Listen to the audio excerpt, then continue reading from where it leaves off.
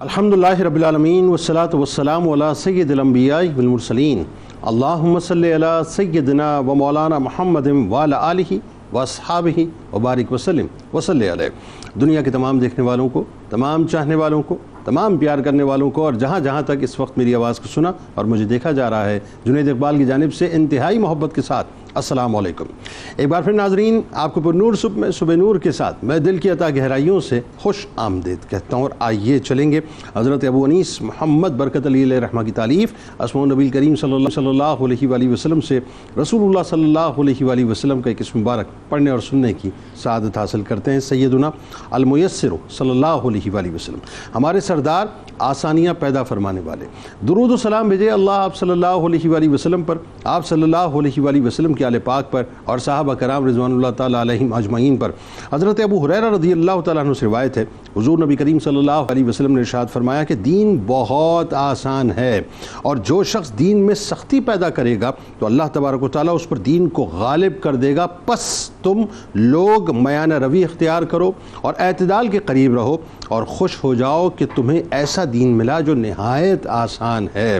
جناب، ہمارے ساتھ آج آپ نے ضرور جڑے رہنا ہے، کیونکہ آج بنیادی طور پر ایک ایسے شہید کی بارگاہ میں ہم چلیں گے کہ جنہوں نے محافظت ختم نبوت کے لیے اپنے لہو کو پیش کر دیا، اور اس انداز سے پیش کر دیا کہ رہتی دنیا تک آپ کا نام سربلند ہو گیا، یعنی دنیا آپ کو سفیر اسلام حضرت شجاع بن وہب الاسدی رضی اللہ تعالیٰ عنہ کے نام سے جانتی ہے۔ ایک بات تو ناظرین ذہن میں رکھیے کہ قدرت نے کس کے سر پر کون سا تاج سجانا ہوتا ہے، یہ قدرت ہی کے راز ہیں۔ ایک ایسے شہید ختم نبوت جن کا مقام و مرتبہ انتہائی بلند و بالا ہے، اور جن کا عشق بھی سرور دو جہاں صلی اللہ علیہ وآلہ وسلم سے بے حد نرالا ہے، جنہوں نے تاریخ اسلام کی اس جنگ میں شہادت کا جام نوش کیا جو جنگ ختم نبوت کی محافظت کے لیے لڑی گئی، جو ان 1250 شہداء یعنی محافظان ختم نبوت میں سے ایک ہیں جنہوں نے اپنے لہو سے ختم نبوت کی باقاعدہ پہرے داری کی، جو شجاعت و بہادری کے پیکر اور اپنے نام مبارک یعنی شجاع کی صورت میں اسم بمسمہ تھے، یعنی دلیری و بہادری جن کی رگ و پے کے اندر مکمل طور پہ سرائیت کی ہوئی تھی، جنہیں دنیا انتہائی ادب کے ساتھ حضرت شجاع بن وہب رضی اللہ تعالیٰ عنہ کے نام سے جانتی ہے، یعنی ناظرین جنہوں نے بنیادی طور پہ ختم نبوت کی محافظت کے لیے اپنا خون پیش کر کے رہتی دنیا تک یہ پیغام دے دیا کہ دین اسلام کی عمارت کی جو بنیاد ہے وہ بنیاد ہی بنیادی طور پہ ختم نبوت ہے۔ اظہار نبوت کے ناظرین 3 سال بعد جب حضور نبی کریم صلی اللہ علیہ وآلہ وسلم نے اہل مکہ کو اعلانیہ دعوت توحید دینا شروع کی، تو اس وقت حضرت شجاع بن وہب رضی اللہ تعالیٰ عنہ کم سنی کے زمانے میں تھے، لیکن چونکہ فطرت صحیح تھی لہٰذا یہ جانتے ہوئے بھی کہ جو شخص اسلام قبول کرتا ہے مشرکین اس کے اوپر بے انتہا ظلم و ستم کرتے ہیں، بے انتہا جبر کا اس کو نشانہ بناتے ہیں، لیکن انہوں نے صدائے توحید کو یعنی کانوں میں جیسی ان کی صدائے توحید پہنچی اس کو نہ صرف قبول کیا بلکہ بلا تامل آپ نے لبیک بھی کہا، اور سرور دو جہاں صلی اللہ علیہ وآلہ وسلم کے غلاموں کی لڑی میں اپنے آپ کو پرو دیا، اور اس طرح صحابہ کرام کی وہ ممتاز ترین صف جسے السابقون الاولون کہا جاتا ہے، آپ اس صف کے اندر شامل ہو گئے، اور اس استقامت کے ساتھ شامل ہوئے ناظرین کہ قبول اسلام کی پاداش میں کفار کی جانب سے ظلم و ستم کو بھی برداشت کیا، ہجرتیں بھی کی،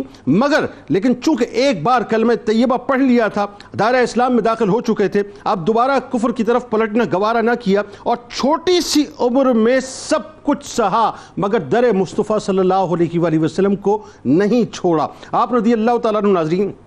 دراز قد تھے، بظاہر کمزور جسم کے مالک تھے، مگر اپنے جذبوں میں اور ارادوں میں یا یوں کہیے کہ اپنے عشق میں انتہائی پختہ عزم لیے انتہائی دلیر تھے۔ آپ روبدار شخصیت کے حامل تھے، آپ کی گفتگو میں بڑی فصاحت تھی، بلاغت ہوا کرتی تھی، صبر، حکمت، دانش مندی اور منصوبہ بندی میں ید طولہ رکھتے تھے۔ آپ کے ایک اور بھائی ناظرین جن کا نام عقبہ بن وہب رضی اللہ تعالیٰ عنہ ہے، وہ بھی دائرہ اسلام میں داخل ہو کر مشرف باسلام اس طرح سے ہوئے کہ فدا کا ابی و امی یا رسول اللہ کی عملی تفسیر بن گئے۔ امام الانبیاء صلی اللہ علیہ وآلہ وسلم کی مدنی حیات طیبہ میں ناظرین جب غزوات کا آغاز ہوا تو سب سے پہلے حضرت شجاع بن وہب رضی اللہ تعالیٰ عنہ کی تلوار بدر کے میدان میں چمکی، اور یوں انہیں سابق الاسلام اور ذو الہجرتین کے علاوہ بدری صحابی ہونے کا بھی شرف نصیب ہوا۔ غزوہ بدر کے بعد غزوہ احد ہو، غزوہ احزاب ہو، اس کے علاوہ جتنے بھی غزوات تھے ناظرین سب میں آپ فدائے رسول صلی اللہ علیہ وآلہ وسلم بن کر شامل ہوئے، اور اپنی شجاعت کے جوہر دکھاتے رہے، بلکہ 8 ہجری میں تو ایک سریہ بھی ناظرین باقاعدہ اس کو آپ نے لیڈ کیا۔ غزوہ حدیبیہ ناظرین آپ جانتے ہیں چونکہ مسلمانوں کا ایک بہت بڑا ٹرننگ پوائنٹ تھا، وہ اسلامی یوں کہیے کہ ہسٹری کا ایک بہت بڑا ٹرننگ پوائنٹ تھا جس نے عرب کی سیاست کو مکمل طور پہ بدل کے رکھ دیا تھا۔ لہٰذا اس سے واپس آنے کے بعد سرور دو جہاں نے اکثر سلاطین کو دعوت اسلام کے خطوط روانہ کیے۔ حضرت شجاع بن وہب رضی اللہ تعالیٰ عنہ وہ ہستی ہیں جن کو یہ اعزاز حاصل ہے کہ آپ سفیر اسلام بن کے سرور دو جہاں صلی اللہ علیہ وآلہ وسلم کی طرف سے حارث بن ابی شمر کی طرف بھیجے گئے۔ حضور نبی کریم صلی اللہ علیہ وآلہ وسلم کے ظاہری وصال کے بعد جب امیر المومنین سیدنا صدیق اکبر رضی اللہ تعالیٰ عنہ نے منصب خلافت سنبھالا تو آپ جانتے ہیں کہ پورے عرب میں جو ہے فتنہ ارتداد کے شعلے بھڑک چکے تھے۔ امیر المومنین نے بڑے استقلال کے ساتھ ان فتنوں کو باقاعدہ زمین بوس کیا اور مختلف جوانب آپ نے تقریباً 11 لشکر بھیجے۔ چند ماہ کے اندر تمام مرتدین جو ہیں ان کو کچل دیا گیا۔ ایک بہت بڑی جنگ ناظرین تاریخ اسلام کی ہے جسے جنگ یمامہ کہا جاتا ہے، اور وہ بنیادی طور پہ جھوٹے مدعی نبوت مسیلمہ کذاب کے خلاف تھی، جس میں 1250 شہادتیں ہوئیں۔ خالد بن ولید رضی اللہ تعالیٰ عنہ اس لیڈ کر رہے تھے، ادارے مامور تھے اس پہ۔ حضرت شجاع بن وہب رضی اللہ تعالیٰ عنہ اس جنگ میں نہ صرف شرکت کرتے ہیں بلکہ جام شہادت نوش کر کے رہتی دنیا تک اپنے آپ کو اس صف میں کھڑا کرتے ہیں کہ جنہوں نے اس بات کا علم اٹھایا ہے کہ ہم محافظت ختم نبوت پہ کسی قسم کا کوئی کمپرومائز نہیں کریں گے، کیونکہ یہی بنیادی طور پہ ہماری ریڈ لائن ہے۔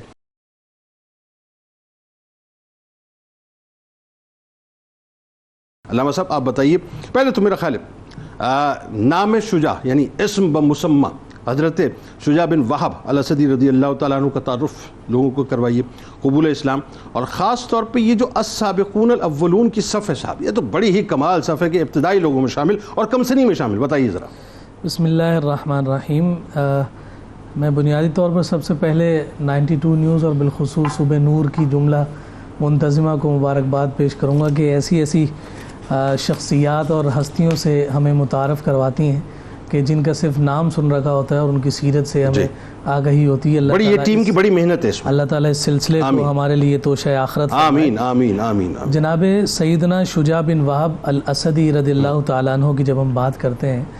تو آپ کے ساتھ 2 ٹائٹل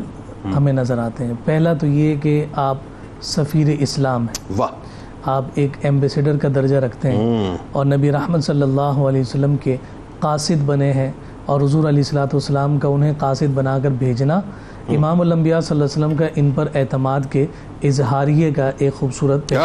کیا اور پھر دوسرا جو ٹائٹل ان کی ذات کے ساتھ ہمیں نظر آتا ہے وہ محافظ عقیدہ ختم نبوت۔ آپ نے اس معاملے میں گویا کہ ختم نبوت کے کوز کو اپنے لیے ریڈ لائن تصور کیا، اپنی جان دے دی، لیکن امام الانبیاء صلی اللہ علیہ وسلم کے اس وصف خاص پر کوئی حرف نہیں آنے دی۔ اس لیے جو حضور علیہ السلام نے انہیں سفیر اسلام بنا کر ان پر اعتماد فرمایا، انہوں نے اس اعتماد کا عملی مظاہرہ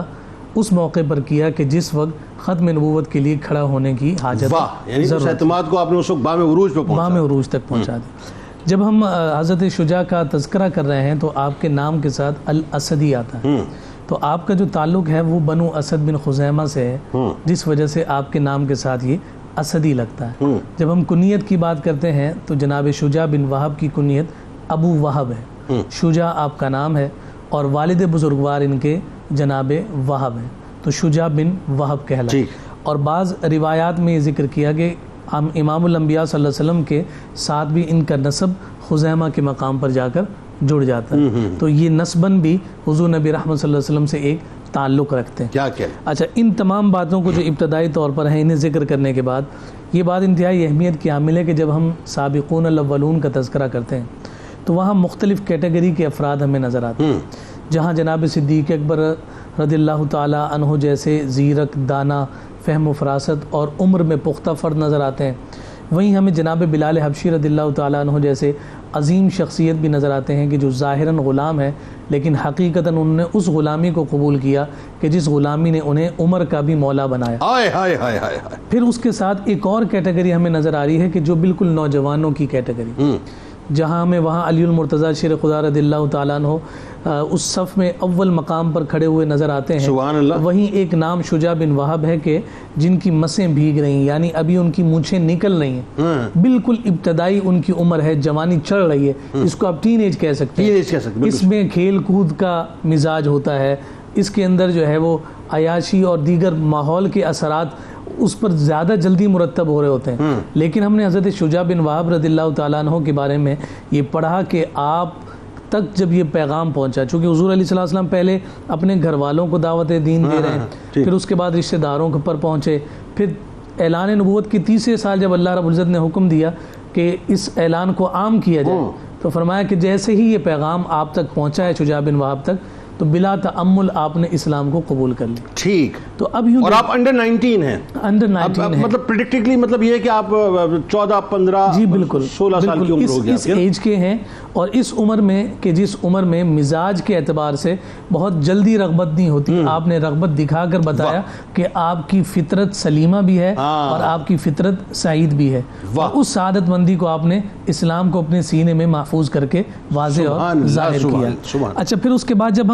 ان کے مزید تعارف کی ہم بات کرتے ہیں تو آپ کی شخصیت کے مختلف پہلو بھی ہمیں نظر آتے ہیں. ظاہری قد کاٹ کے اعتبار سے اب دیکھیں تو آپ بہت سلم اور اسمارٹ تھے، لیکن قد آپ کا اونچا تھا. اچھا، جب قد آپ کا اونچا ہے تو اس اعتبار سے آپ کو ایک ظاہری جو وجاہت اور روب ہے آپ کی شخصیت میں وہ خود بخود قائم ہوئی. اور پھر اس کے ساتھ ساتھ چونکہ یہ بنو اسد بن خزیمہ کے ساتھ وابستگی رکھتے ہیں، تعلق رکھتے ہیں، تو ہمیں یہ بات نظر آتی ہے کہ اس قبیلے میں ایک چیز افراد میں حصے مشترک کے طور پر ظاہر ہوتی ہے، وہ یہ ہے کہ ان کا کلام جو ہے وہ فصاحت و بلاغت پر مشتمل ہوتا ہے. تو آپ کو یہ اپنے خاندان سے اور اپنے قبیلے سے یہ چیز یوں سمجھیے کہ منتقل ہوئی ہے جینیٹیکلی، کہ آپ کا جو کلام ہے، آپ کی جو گفتگو ہے وہ فصیح اور بلیغ ہے. اور پھر جب ہم جو سفیران اسلام ہیں اور قاصدین رسول صلی اللہ علیہ وسلم ہیں، ان کی جب ہم بات کرتے ہیں تو حضور علیہ السلام نے ان کی نومینیشن میں اس بات کو بہت زیادہ مقدم رکھا ہے کہ جن کی گفتار ستھری ہے اور جن کا جو کلام ہے اس میں فصاحت ہے، تو حضور علیہ السلام اس کو اپنے اوپینین کے ڈیلیوری کے لیے اس بات کو مقدم اور پریورٹی دے کر انہیں اپنا قاصد بناتے ہیں. یعنی اسلام کو صحیح معنوں میں ریپرزینٹ کر پائیں گے. بالکل اس ریپرزنٹیشن کے لیے حضور نے جو ان کا انتخاب فرمایا وہ آپ کی فصاحت اور آپ کی بلاغت اور السابقون الاولون کا تاج آپ کے ساتھ. بالکل ٹھیک. اچھا، اب ذرا یہ ڈاکٹر صاحب یہ بتائیے، اور یہ تعارف تو بڑا حسین ہو گیا صاحب، اور میں اس تعارف میں چاہتا ہوں کہ ذرا تھوڑا سا ایڈیشن ضرور کیجئے. یہ آج چونکہ ظاہر ہے اگر آپ ٹین ایجرز کی بات کریں تو ہمارے ہاں تو صاحب ٹین ایجرز جو ہے وہ اپنے موبائل فون سے، اپنے ٹیبلٹ سے، اور اپنے جو ہے اپنا معاذ اللہ مطلب وہ کیا کہیے، بس ان باتوں سے نہیں نکل پاتے جن کا میں ذکر بھی ظاہر نہیں کر سکتا.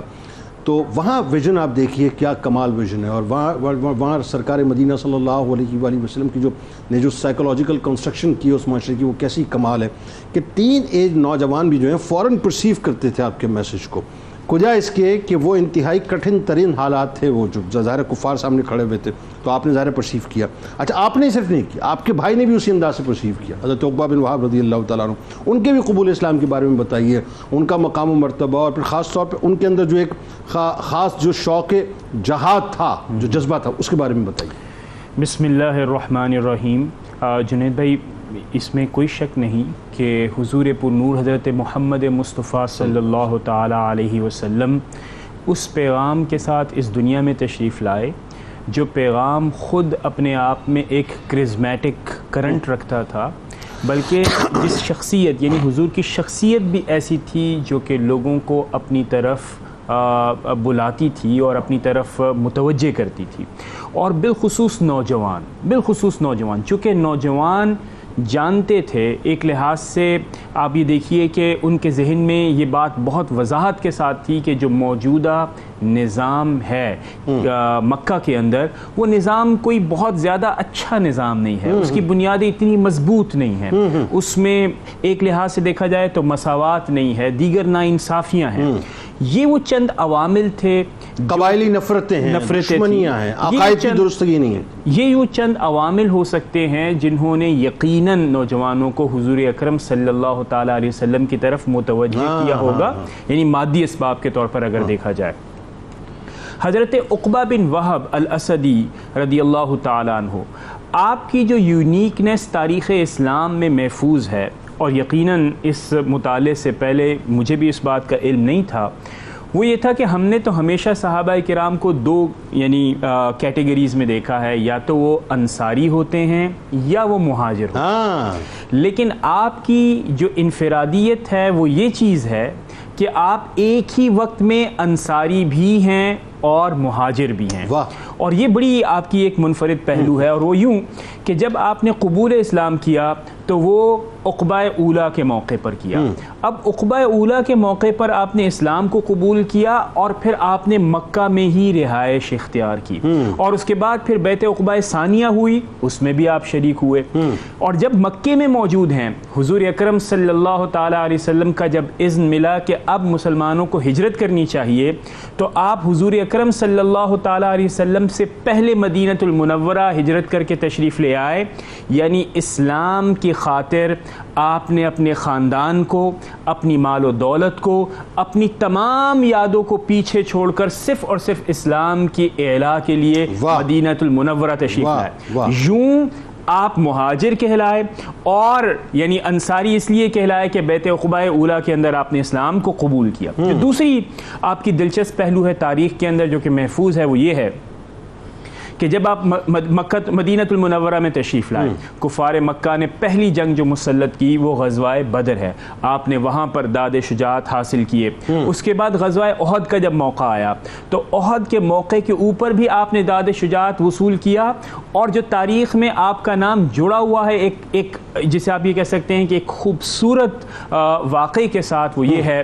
کہ جب حضور پرنور حضرت محمد مصطفیٰ صلی اللہ تعالیٰ علیہ وسلم کا جو خود ہے اس کی کڑیاں جب آپ کے پیشانی مبارک اور سر اقدس میں پیوست ہوئیں, تو ایک روایت کے مطابق کہ حضرت ابو عبیدہ اس میں شامل ہیں کہ انہوں نے ان کو نکالا. آپ بھی بعض روایات میں اس میں آپ نے تعاون فرمایا, اور یوں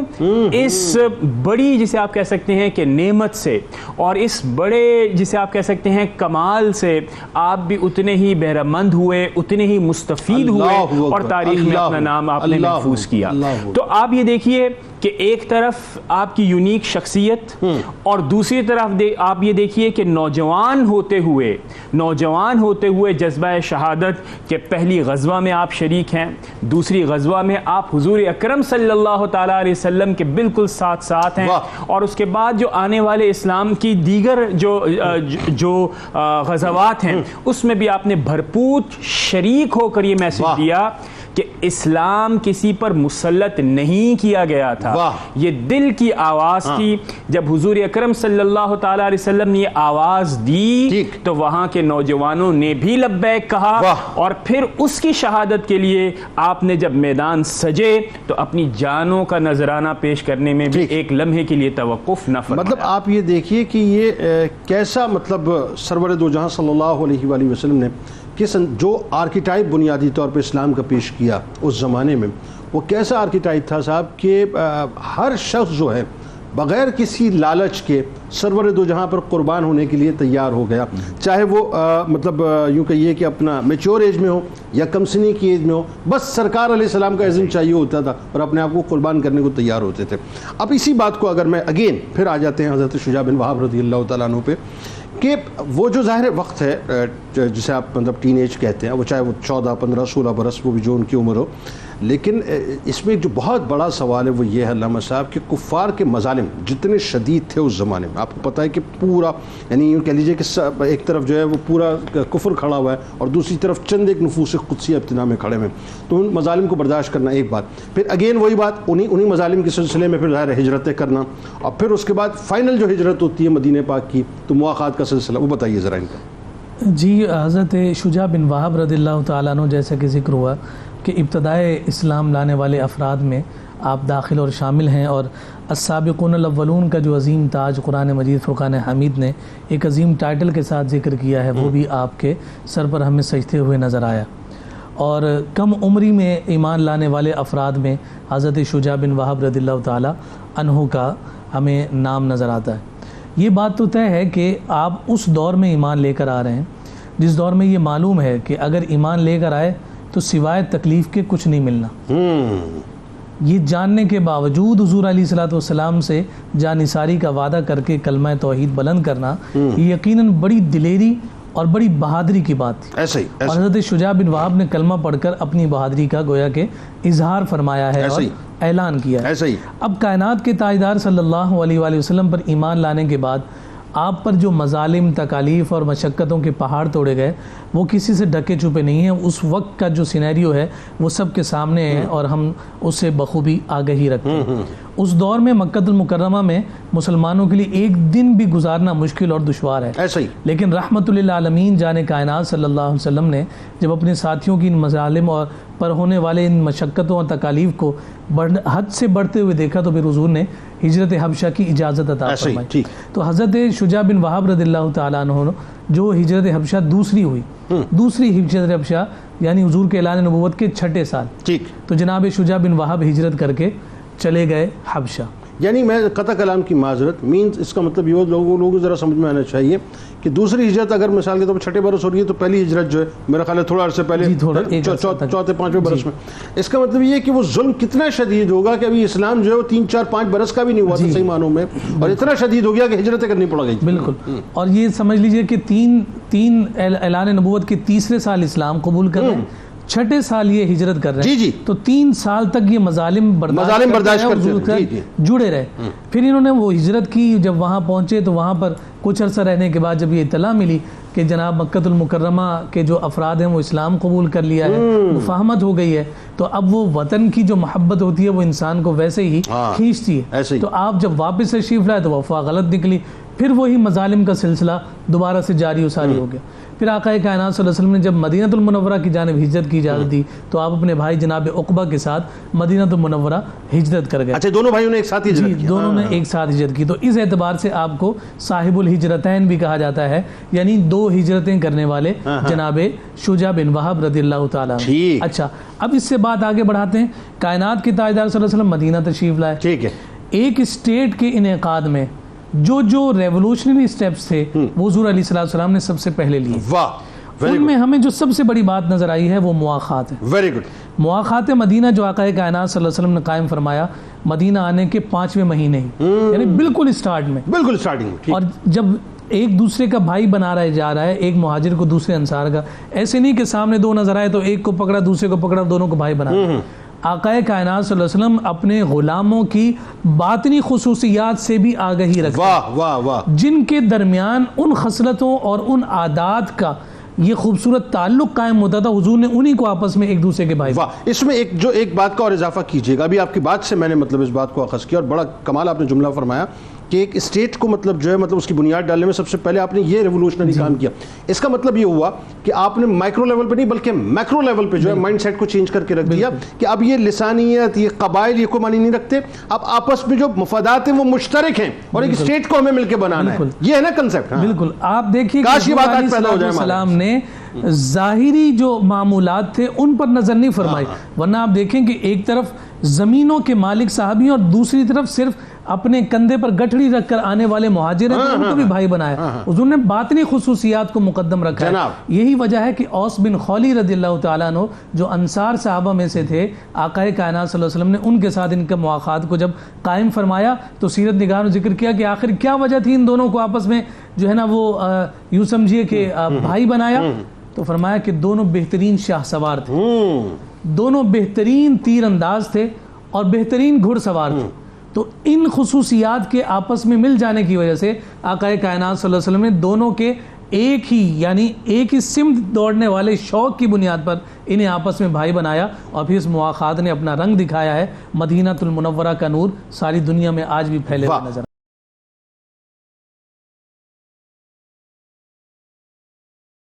اب آئیے صاحب اس طرف ڈاکٹر صاحب، اور جو فائنلی ظاہر ہے جو کیا کہنا چاہیے کہ آپ کی شخصیت کا، آپ کی ہستی کا کلائمیکس ہے، بلکہ یوں کہوں تو غلط نہ ہوگا کہ اللہ تبارک و تعالیٰ نے ظاہر یہ سلیکٹڈ لوگ ہیں سارے، ان 1250 نفوس قدسیہ کو بھیجا اس مقصد کے لیے تھا. تو آپ سلیکٹ اسی مقصد کے لیے کیے گئے. جنگ یمامہ کا پس منظر بتائیے اور آپ رضی اللہ تعالیٰ عنہ کی اس جنگ میں شرکت بتائیے، اور فائنلی وہ جو شہادت عظمیٰ، میں تو شہادت عظمیٰ کہوں گا صاحب، ختم نبوت کے لیے جو اپنی جان دے دے وہ شہادت عظمیٰ، بتائیے ذرا.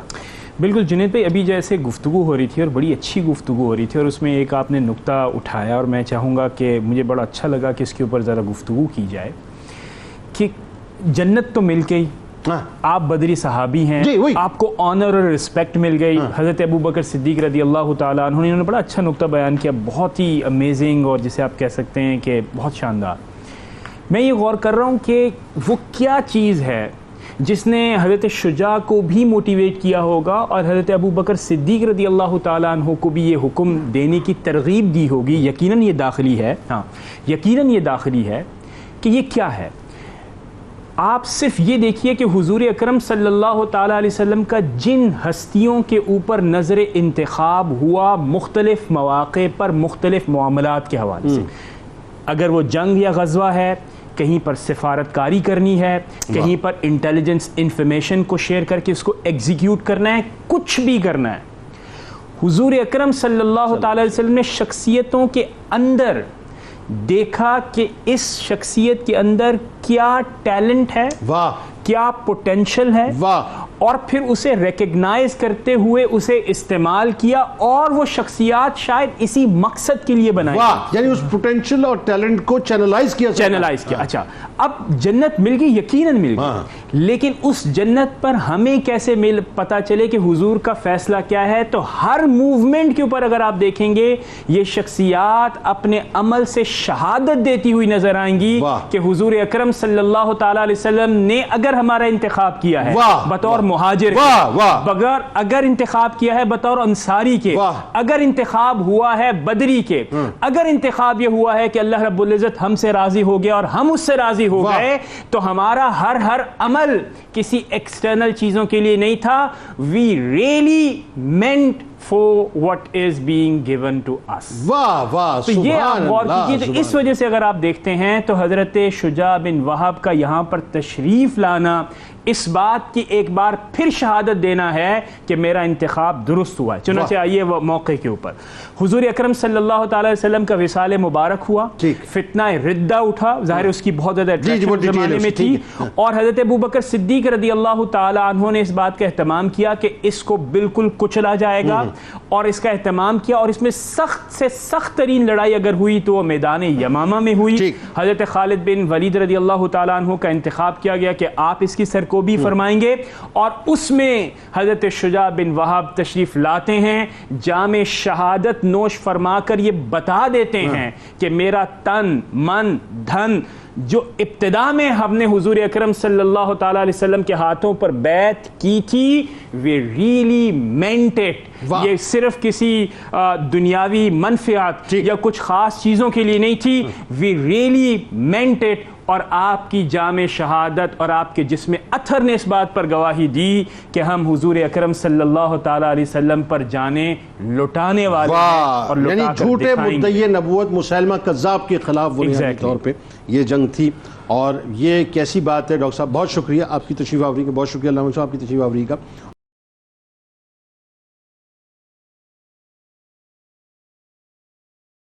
ہمارے ساتھ ملک معروف ثناخواں عرفان قادری صاحب موجود ہیں, لیکن آئیے آپ کو لیے چلتے ہیں کتاب الشفا کی جانب. صحت و تندرستی کا عمل آپ کو بتلاتے ہیں کہ جو شخص کثرت کے ساتھ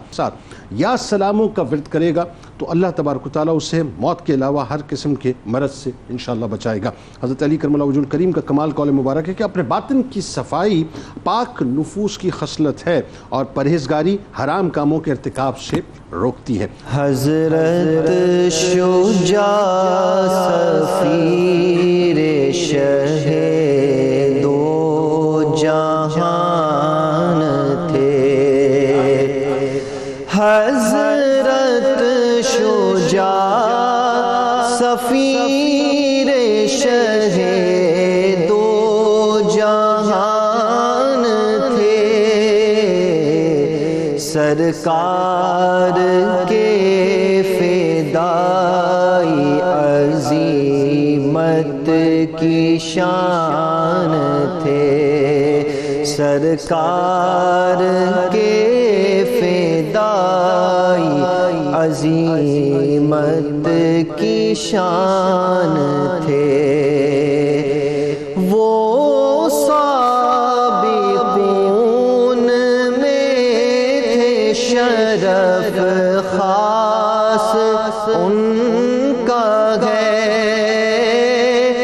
وہ سابقون میں تھے شرف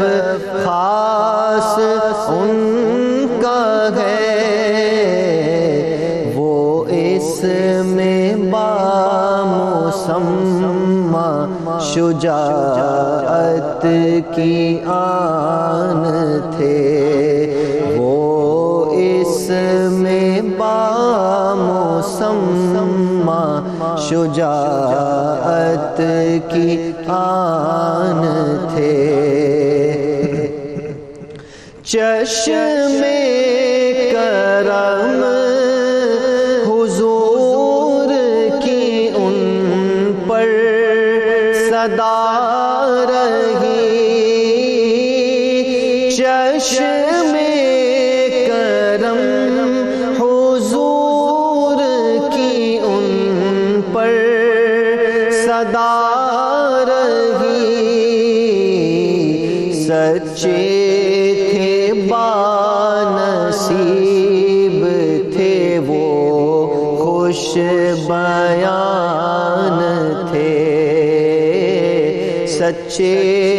تھے بانصیب تھے وہ خوش بیان تھے۔ ساجد مہاجرت کی سعادت بھی تھی ملی،